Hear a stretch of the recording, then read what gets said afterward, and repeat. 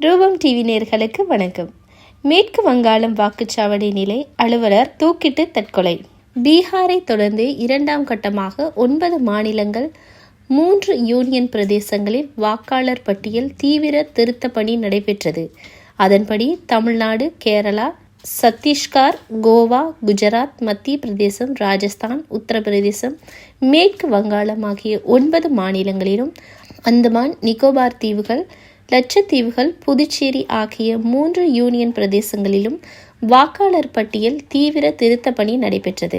இதனை அடுத்து அந்தந்த மாநிலங்களில் வரைவு வாக்காளர் பட்டியலை தேர்தல் ஆணையம் வெளியிட்டது.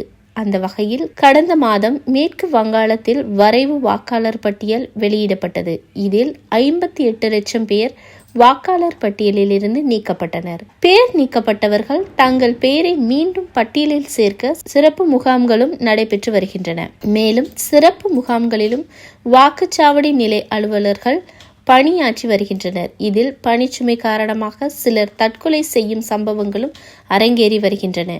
மேற்கு வங்காளம் மாநிலம் தெற்கு பர்னாகாஸ் மாவட்டம் முகுந்தபூரை சேர்ந்தவர் அசோக் தாஸ். இவர் அம்மாவட்டத்தில் உள்ள சாய் நகரில் உள்ள பள்ளியில் ஆசிரியராக பணியாற்றி வந்தார்.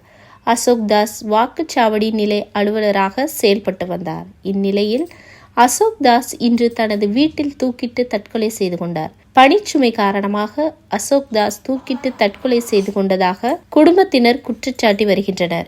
இந்த சம்பவம் தொடர்பாக போலீசார் வழக்கு பதிவு செய்து விசாரணை நடத்தி வருகின்றனர்.